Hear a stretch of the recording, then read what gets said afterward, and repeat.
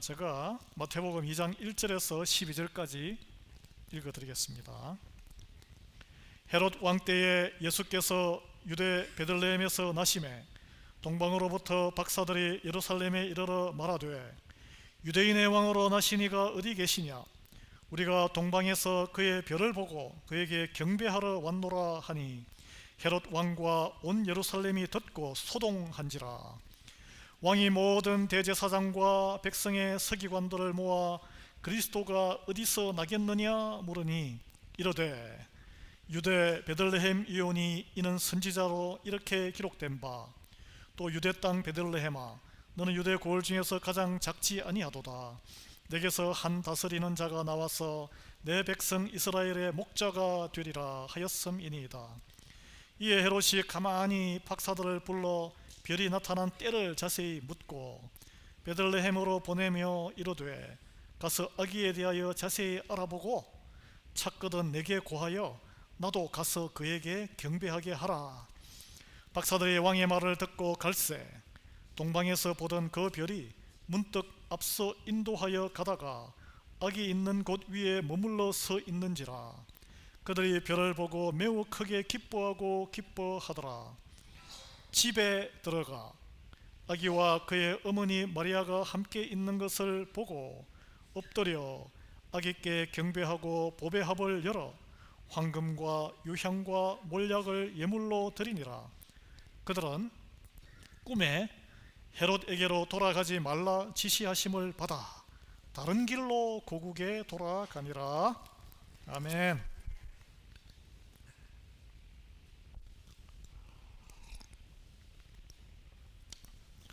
여러분, 성탄의 기쁨이 여러분의 심령과 삶과 가정에 또 일터에 가득 충만하기를 예수 그리스도의 이름으로 축원합니다. 요즘 이제 인터넷이 또 소셜 미디어가 발달하다 보니까 이 단어가 바이럴이라는 단어가 있습니다. VIRAL인데 이게 바이러스에서 파생된 말이고 무슨 말이냐면 소식이 바이러스처럼 빠르게 퍼져나간다는 뜻을 담고 있어요. 그래서 이제 마케팅이나 인터넷 문화에서 사용되는데 보통 기업은 엄청난 돈을 들여서 광고를 하는데 요즘은 이 광고보다는 사실은 소비자들이 입소문, 여러분도 카톡으로 막 소식을 주고받으시죠. 이 추운 날 야 거기 가니까 따뜻한 돼지국밥 맛있더라. 소문이 확 퍼지잖아요. 입소문이 나게 자연스럽게 상품이나 정보가 전달되도록 하는 전략입니다. 아직도 여러분 가운데 비즈니스 하시는 분이 계신데 이 입소문이 잘 나야 돼요. 교회도 마찬가지입니다. 저도 개인적으로 미국 식당이나 우리 한인 식당이 거의 없잖아요. 가거나 또는 어떤 가게를 가려고 하면 고민이 되죠. 그럴 때 인터넷 구글 지도를 딱 펴서 전화기에 보면은 가게마다 별점 평점이 있어요. 5점 만점인데 점수가 다녀온 소비자들이 다 그걸 보고 별점을 남겨요. 이건 뭐 큰 병원도 마찬가지고 그 예외가 없습니다. 우리 교회도 마찬가지예요. 그걸 이제 읽어보면은 5점 별 5개를 준 사람도 있고 그 다음에 별 1개를 준 사람도 있고 별의별 사람 많습니다. 저는 가끔 우리 여러분 중에 아직 업체를 크고 작은 업체를 가지고 가게 가지고 계신 분들 한 번씩 들여다봅니다. 소비자들은 우리 집사님 장로님들 이 서비스와 업체에 어떤 반응을 보이는가 영어로 쫙 적어놨죠. 그걸 보면 이제 거기에 애로사항이 읽혀요. 애로사항이 5점 만점에 가까운 것도 있고 이제 4.3 밑으로 떨어지면 약간 걱정이 되고 4점 아래로 떨어진 곳에는 저도 소비자로서 안 갑니다. 위험해요. 그런 가게는. 그래서 낮은 별점, 좀 시스템이 잘 돼 있는 데는 낮은 별점이 있는 그 불평에 적힌 소비자 댓글에는 댓글로 주인이나 매니저가 또 설명을 잘하고 다음에 오면 잘해주겠습니다 라고 적어놓은 걸 볼 수 있습니다. 근데 이 별을 1개 주고 이런 분들 클릭해보면 그 사람이 다른 가게에 가서도 막 평가를 남긴 걸 볼 수 있거든요. 그 사람은 컴플레인 하는 사람이에요. 별점 테러리스트. 제가 왜 이 말씀을 드리냐면 현대사회는 마케팅의 시대고 소비자 평가의 입소문, 인터넷 소문으로 흥망이 좌우되는 시대입니다. 우리는 그런 시대를 살고 있어요. 큰 기업이든 작은 가게를 하든 우리는 이 서바이브하기 위해서 치밀한 전략을 세우는데, 이 마케팅이라는 관점으로 이 인류의 역사, 거대한 성경의 역사를 여러분 그런 눈으로는 안 쳐다보셨죠? 아마 경영학을 전공하신 분은 그런 생각이 있는지도 모르지만, 하나님이야말로 인류 역사상 가장 위대한 마케팅 기획자란 거예요. 무엇을 위해서? 돈을 벌기 위해서가 아니고 영혼을 구원하기 위해서. 목적이 달랐어요. 하나님은 죄로 인해서 죽어가는 인류하니까 너무 막연한데, 바로 저와 여러분을 구원하시기 위해서 예수 그리스도라는 독보적인 구원의 길을 준비하셨어요. 그리고 이를 위해서 오늘 우리가 읽었잖아요. 별을 동원하시고 천군 만마를 동원하시고 전 우주적으로 이 한 영혼을, 먼지와 같은 우리 한 영혼을 구원하기 위해서 온 우주를 다 동원하신 분이에요. 그게 이 성탄의 기적입니다. 네, 예수님이 오신 기적이에요. 그래서 보시면 하나님께서, 자 생각해 보겠습니다. 이 선지자 예수님이 그리스도가 여인의 아이로 태어나겠다는 것을 이미 아담 때부터 예고하셨고 미리 광고하셨어요. 광고하셨어요. 광고가 뭡니까? 여러분 가게 앞에, 우리 교회도 뭐 이런 거 없는데 배너 환영합니다 또는 뭐 창문 앞에 뭐 이렇게 붙여놓고 이렇게 볼 수 있게끔, 우리는 세탁소입니다, 그런 거예요. 그게 광고예요. 하나님은 이미 성경을 통해서, 선지자를 통해서 광고하셨어요. 온다. 지금도 광고하고 계세요. 다시 오실 것이다. 근데 사람들은 그냥 휙휙 지나가죠. 신경을 안 써요. 처녀가 잉태하여 아들을 낳을 것이다. 이사야 선지자의 이사야서 7장 14절, 이거 어떻게 광고 카피 알렸어요 이미. 그래서 인류는 특히 하나님의 백성들, 이스라엘 백성은 무의식 속에 메시아가 오시는가, 언제 오시는가, 우리도 그런 걸 듣고 있잖아요. 지금 예수님이 최종 심판자로 오신다, 들으셨죠 여러분? 성경을 통해서, 많은 설교를 통해서. 그리고 때가 차면서 하나님이 본격적인 홍보를 하죠. 광고 다음에는 홍보예요. 홍보는 뭡니까? 여러분 가게 하시는 분 하셔야 되는데, 전단지를 돌리거나 돈을 투자해서 각 가정에 알리는, 제품을 알리는 거예요. 식당을 하시면 가두에 앞에 시식대를 마련하는 거예요. 시식대. 자, 하나님께서 베들레헴 들판의 목자들에게 무엇을 보여주셨습니까? 천군 천사를 사용해서 눈으로 보이는 압도적인, 하늘에 별이 쏟아지는 것보다 더 압도적인 이상한 현상. 동방 박사들에게는 무엇을 보여주셨어요? 큰 별을 보여주셨어요. 나는 그런 거 본 적 없는데, 여러분 아마 그걸 속으로 생각하실 거예요. 그러나 그 누구에게도 하나님은 여기에 자리에 오신 분들은 뭔가를 보여주셨어요. 경험하게 해주셨다는 거예요. 그래서 이제 오늘 제가 읽어드린 그 동방박사 그 이야기는 예루살렘 도시 전체가 큰 소동이 일어났다, 어떤 빅 이슈가 생겼다, 이게 이슈인데, 계속 이렇게 가게 이야기를 해서 죄송한데, 어느 식당에 여러분이 예를 들어서 몸이 시름시름, 홈시크니스, 부모님 이제 연말 되고 하면은 어머니도 생각이 나고 연세에 상관없이 엄마가 해주던 뭐 맛있는 음식도 생각나고, 그러면 입맛도 떨어지고, 여기 뭐 한인식당도 없고. 근데 어느 식당에 갔더니 그걸 먹었더니 엄마가 해준 바로 그 맛이야. 기력이 회복됐어요. 입맛이 돌아왔어요. 예? 이 사건이에요. 사건. 이거는 건강이 회복됐어요. 예를 들면, 그러면은 그 소문을 퍼뜨리지 않겠습니까? 카톡으로. 기력이 약하신 분들. 자, 이게 비유입니다. 비유예요. 잘 들으셔야 돼요. 이제 카톡으로 소문을 확 퍼뜨리면 이게 제가 처음에 이야기했던 바이럴이에요. 바이럴. 그래서 예수님을 직접 목격하고 오랫동안 기다려왔던 그 그리스도가 내 눈앞에 아기로 누워 있다는 것, 그들이 경배를 드리고 그들의 입술을 통해서 이 메시아가, 그리스도가 베들레헴에 마침내 오셨다는 소식이 삽시간에 퍼진 거예요.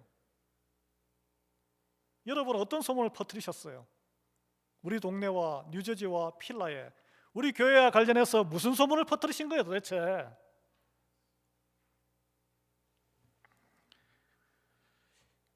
이게 자발적으로 다른 사람에게 선한 소문을 퍼뜨리려면 재미가 있거나 감동이 있거나 이슈가 되는 파격적이고 충격적인 경험이 있어야 된다는 거예요. 경험이.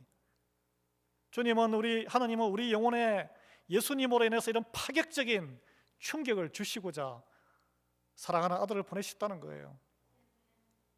여러분, 사업하시는 분 아직 계시는데 그냥 죽지 못해 사업하지 마시고 소비자 한 명에게 감동과 충격을 주는 서비스를 한번 제공해 보세요. 별점 5점을 받으셔야 돼요. 학생에게도 마찬가지고 저도 마찬가지예요. 별점 5점을 받아야 돼요, 여러분한테. 그러나 여러분, 이 모든 그 목적지는 단지 알리기 위해서 하는 게 아니에요. 브랜딩입니다. 브랜딩. 우리 교회에 왔더니 밖에서 얼굴 다 샥 돌리는 사람들이 화해하게 되더라. 주님이 누군지, 내가 왜 교회에 예배를 드리는지를 알게 되더라. 마음이 확 풀어지게 되더라. 그런 브랜딩이 있어야 돼. 브랜딩. 그 식당에 갔더니 여기 오면은 엄마가 생각이 나. 그러면 그 식당은 성공하는 거예요. 여러분, 예수님이 성경에 나오는 예수님의 영원한 브랜딩은 뭘까요? 하나만 딱 꼽자면 하나님의 아들입니까? 임마누엘입니다. 임마누엘, 오늘 여기에 나오죠. 임마누엘, 하나님, 임마누엘, 아기 예수, 하나님이 우리와 함께 계시다. 이 브랜딩이 깨어진 관계를 회복하게 하고 우리 삶의 중심에 하나님이 어떤 상황에도 예수님이 성령님, 하나님이 아들을 보내시고 아들인 예수님이 또 성령님을 보내시고 우리와 함께 하신다. 그게 하나님의 약속이에요. 하나님의 은혜를 입었다는 건 뭐냐면 이 임마누엘이 내 가슴에, 내 심령에 꽉 박혀 있다는 거예요. 나는 방황하는 고아가 아니란 거예요. 주님이 내 손을 잡고 걸어간다는 거예요. 이게 진정으로 예수님을 만난 사람인데, 그러면 만나면 변화 과정을 겪습니다. 변화. 어떤 변화가 있느냐? 오늘 저는 이 아기를 만났는데 베이비가 뭐 말을 하겠어요? 뭐 하겠어요? 그 아기 예수를 만난 이 목자와 동방 박사가 보여준 태도를 통해서 그리스도를 영접하고 변화받는 그 과정을 함께 나누고 싶어요. 첫 번째, 자신의 세상의 그 보좌에서 자기가 있던 그 보좌, 부끄러운 자리일 수도 있고 세상적으로 아주 찬란한 자리일 수 있고 극적인 대조입니다. 이 목자와 그 다음에 동방 박사는 세상 이 계급은 하늘과 땅이에요. 거기서 내려와서 똑같은 자세로 엎드리는 예배자로 변화됩니다. 자, 예수님을 진정 만난 사람은 예배하는 사람이에요. 예배하는 사람. 여기 나와서 예배하는 것. 이걸 예배를 해도 그만 안 해도 그만으로 생각하시면 안 된다는 거예요. 모든 선택의 우선순위가 예배를 가장 귀하게 뭐 예배는 뭐 신학적으로 또 여러 가지 뭐 해석이 많지만 해서 하나님이 주인됨을 내가 인정하고 사람들에게 공표하는 거예요. 예수님을 만난 사람에게 일어나는 첫 번째 변화는 자기 중심적인 삶. 여러분 생각해, 내 중심적인 삶이 무엇일까요? 내 중심적인 삶과 하나님 중심적인 삶은 다르다는 거예요. 내 중심적인 삶에서 하나님 중심적인 삶으로 바뀌는 것이 겸손한 경배고 그것이 예배로 바로 드러납니다. 아기 예수를 가장 먼저 찾아와 경배한 이들은 동방 박사가 아니고 한밤중에 그 추운데 아마 지금은 12월로 되어 있지만 원래는 1월이나 2월에 가장 추운 계절로 학자들은 추정하는데 밖에서 양떼를 지켰던 목자들이었습니다. 그리고 이어서 동방 박사들이 아기 예수를 찾아와 경배했는데 우리는 이렇게 생각, 뭐 성각을 이런 거 보면은 동방 박사가 구유 앞에서 이렇게 뭐 하는데 아니에요. 같은 시간대에 같이 예배드린 게 아니고 목자들은 바로 인도받아 가지고 구유 앞에서 그 헛간에서 예배를 드리고 했지만 이 동방 박사들은 별을 보고 시간차를 가지고 늦게 찾아온 거예요. 그래서 학자들은 이 태어난 지 돌 안팎에 아마 오지 않았나. 왜냐하면 헤롯 왕이 2세 이하의 유아를 다 학살하라 그랬거든요. 명령을 그 베들레헴 일대에 그렇게 미루어서 짐작하는데, 이게 요점은 아니고 그리스도 예수 앞에 엎드려 경배하도록 하나님이 초청한 이들은 지위와 신분과 배경을 초월한다는 거예요. 우리의 전도의 대상과 하나님의 품에 우리 교회에 올 수 있는 사람은 우리가 생각하는 차별을 하시면 안 된다는 거예요. 하나님은 다 부르십니다. 다 부르세요. 그게 오늘 상징적인 사건이에요. 본문에 등장하는 목자들과 동방박사들 생각해 보겠습니다. 그 배경은 극과 극입니다. 목자들은 당시에 그 이스라엘 사회에서 가장 정결하지 못한 직업군이에요. 성전 출입조차 자유롭지 못했습니다. 소외된 계층이에요. 반면에 동방박사들, 그들은 이방인이었지만 당대 최고의 지성과 권력, 부를 가진 엘리트들이었어요. 누구나 그 동방박사가 될 수 있는 것도 아니에요. 왕들만 만나는 사람이에요. 왕 앞에서 조언하고 충원하는 영향력을 행사했던 세상에서 가장 세상적으로는 존귀한 계층의 사람들이었다는 거예요. 일반인들은 만날 수 없어요. 사회적 신분이 달랐지만 임마누엘 예수를 마주한 그들의 반응은 똑같았다는 거예요. 이게 중요한 거예요. 똑같습니다. 여러분, 여기 밖에서 뭐 우리가 손가락질하고 아니면 우리가 감히 범접하지 못하고 미국 뭐 대통령이 오든 누가 오든 여기 오면은 하나님 앞에 그냥 엎드려서 경배하는 거예요. 그래서 마태복음 2장 11절에 동방박사들이 집에 들어가 아기와 그의 어머니 마리아가 함께 있는 것을 보고 엎드려 아기께 경배하고, 아니 동방박사가 왕들 앞에서 서서 이렇게 지혜를 주는 사람인데 애한테 왜 경배합니까? 엎드려 경배하다는 단어가 단순히 이렇게 절하는 게 아니에요. 이게 이 절을 무릎 꿇고 절한다는 것은 자기의 권위, 소유, 온전히 상대에게 양도한다는 고백, 다 드린다는 거예요. 영어로 하면 surrender라는 또 찬양곡이 있죠. 박사들은 자기가 쌓아온 평생의 그 지식과 보물보다 구유에 누인 아기가 더 존귀하다는 것을 몸으로, 태도로, 시간으로, 그리고 그 귀한 것으로 그 먼 거리를 와서 다 인정하고 보여드린 거예요. 이게 여러분, 또 반면 사회적으로 비천했던 목자들 역시 부끄러워하지 않고 밤을 지키던 생업의 자리를 박차고 달려와서 주님 앞에 엎드렸습니다. 뭐 너는 왜 왔어? 냄새나, 지저분해, 이런 박대를 받지 않았다는 거예요. 이처럼 임마누엘 예수를 만났다는 가장 확실한 증거, 내가 세상의 어떤 자리에 어떤 모습으로 살아가고 있든 상관없이 내가 앉아있던 인생의 보좌에서 내려오는 거예요. 여러분, 내가 세상에 천하니까 나는 내려올 게 없다라고 생각하는데 아닙니다. 아니에요. 내 지식과 재물과 자존심을 주님보다 앞세우지 않는 것이고, 가장 낮은 곳에서 주님의 높으심을 인정하는 진정한 예배자로의 변화가 시작의 시작. 그래서 주일 예배 드리는 것이 사실 신앙의 시작입니다. 이게 무너지면 다 무너지는 거예요. 그냥 여러분, 오늘 나만의 황금과 나의 시간, 나의 경험, 나의 자존심을 내려놓고 주님 앞에 기꺼이 무릎 꿇고 있습니까? 아니면 주님을 내 인생에 장착해야 될 뭔가 좀 아름다운 것으로 얻기 위해서 오셨어요?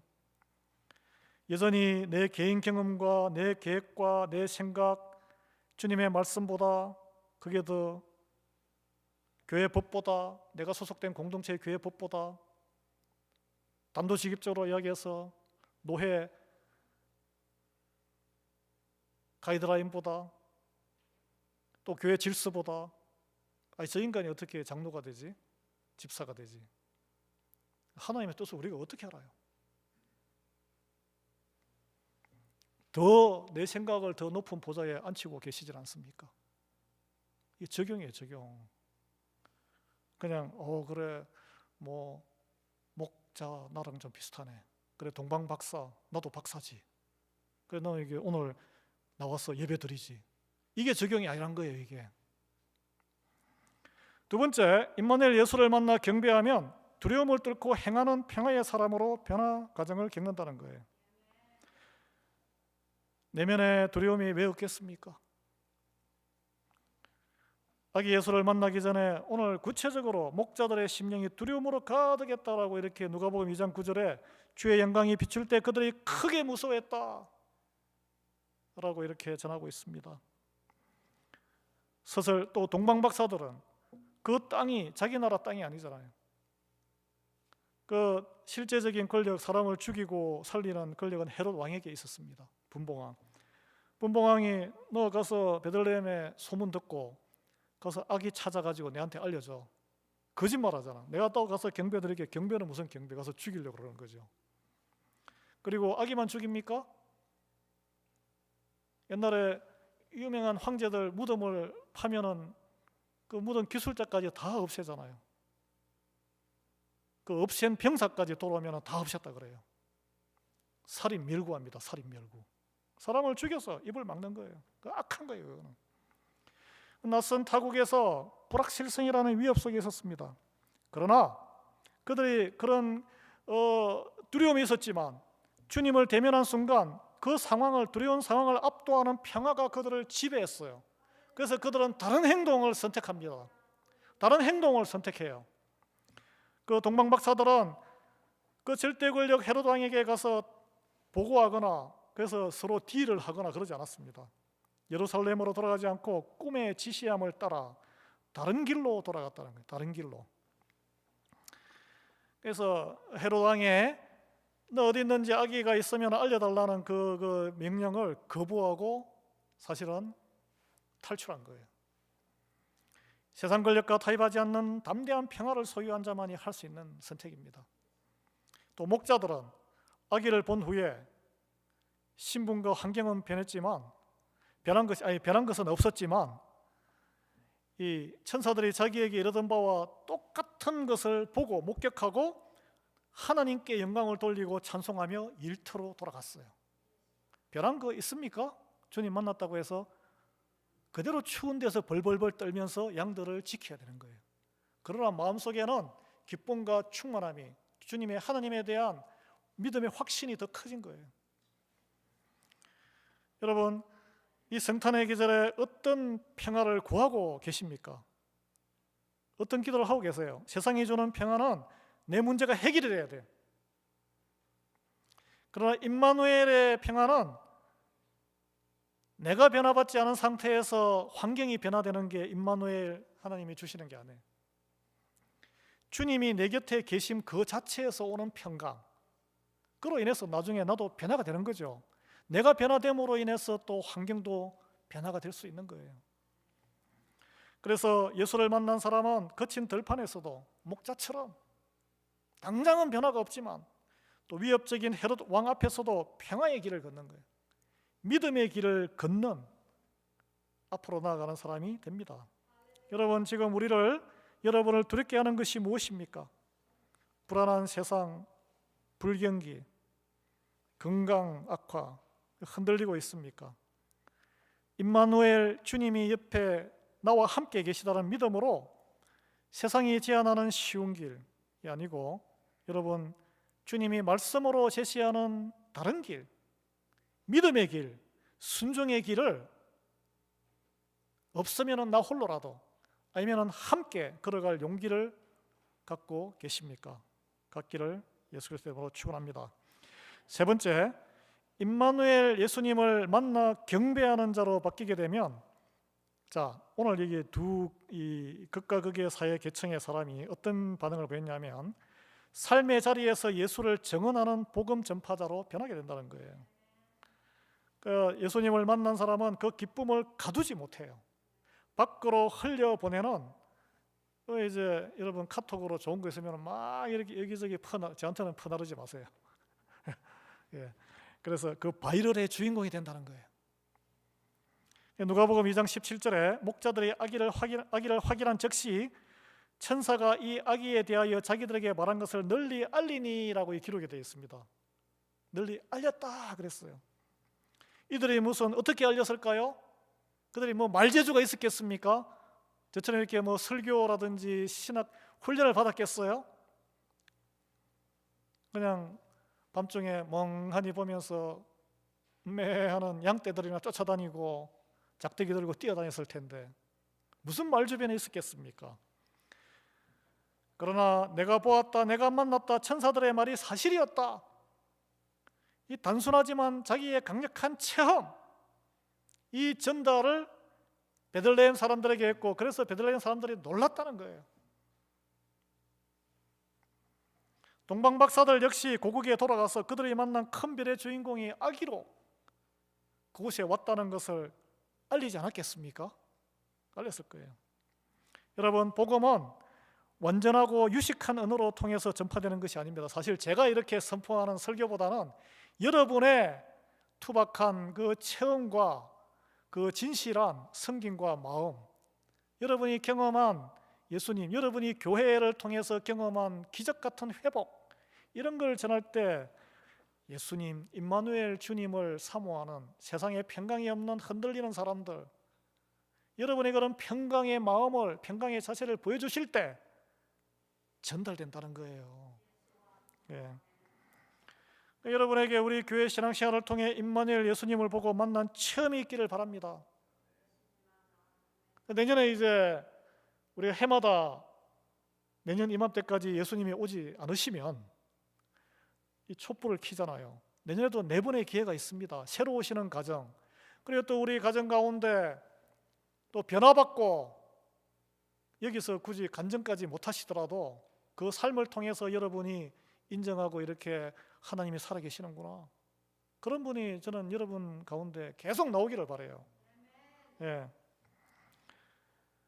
그래서 이미 그런 체험이 있습니다. 여러분은 내가 보았다 만났다는 체험의 때를, 그 체험을 때를 얻거나 못 얻거나 나누셔야 돼요. 근데 나는 나눌 게 없어. 아, 교회를 10년, 20년, 30년, 40년 엄마 뱃속에서부터 다녔다는데 나는 왜 나눌 게 없을까? 통에 자복하면서 우셔야 된다는 거예요. 나는 그럼 종교생활하고 있는 거예요. 종교생활. 그래서 임마누엘이라는 이 브랜드는 숨길 수 있는 게 아니에요. 향기는 아름답고 지나면 퍼집니다. 생명은 흙에서 이제 봄 되면 밑에서 싹이 나와요. 예수를 만난 기쁨은 반드시 밖으로 터져 나오게 된다는 거예요. 오늘날 우리에게 주신 가장 존귀한 부르심은 이 마케팅의 미션이에요. 주님이 우리와 함께 하신다는 이 놀라운 브랜딩, 임마누엘 주님, 내가 체험이 있어야지. 먹어봐야 맛있다는 걸 퍼뜨리죠.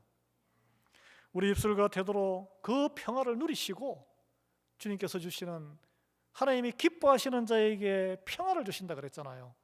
하나님이 기뻐하시는 가정과 교회가 되십시오. 평화를 누리셔야 돼요. 약속하셨잖아요. 그래서 그때 만난 임마누엘 예수를 자랑하는 우리 모두 되기를 바랍니다. 그분의 사랑을 전파하는 삶, 그것이 임마누엘 증거를 가진 성도의 필연적인 삶에 드러나는 현상이란 거예요. 여러분, 오랜 교회 생활 하셨는데 뭘 보셨어요?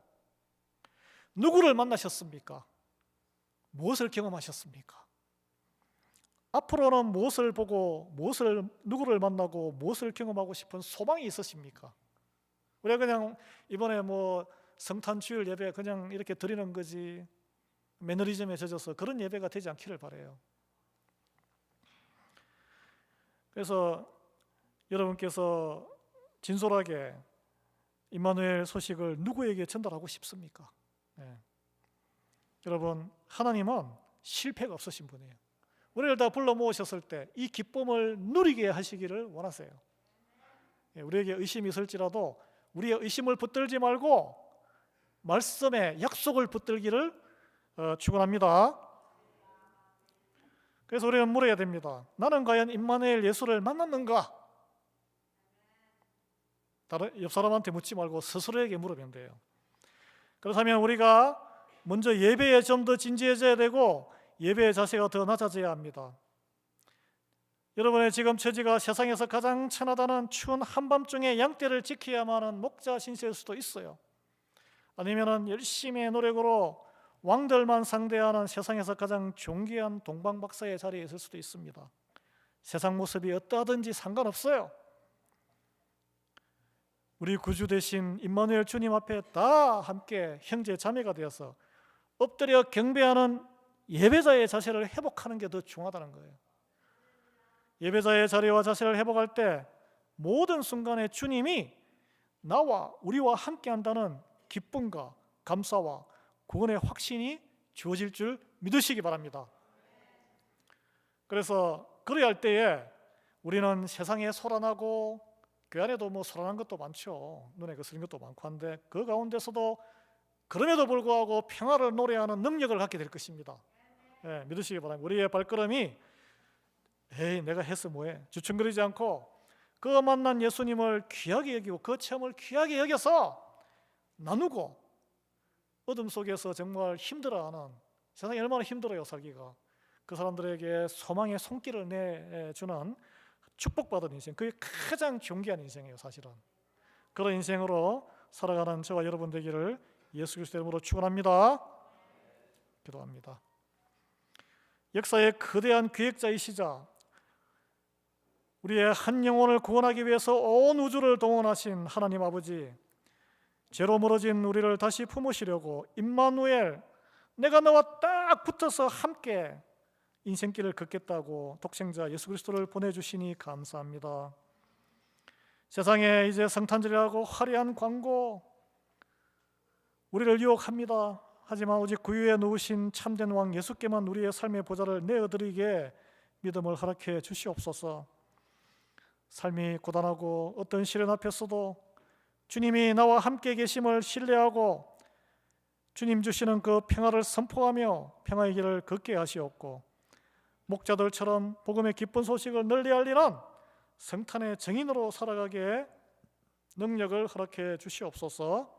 우리와 영원히 함께 하시는 임마누엘 예수 그리스도 이름으로 기도드립니다. 아멘. 찬송 96장 통일 94장입니다.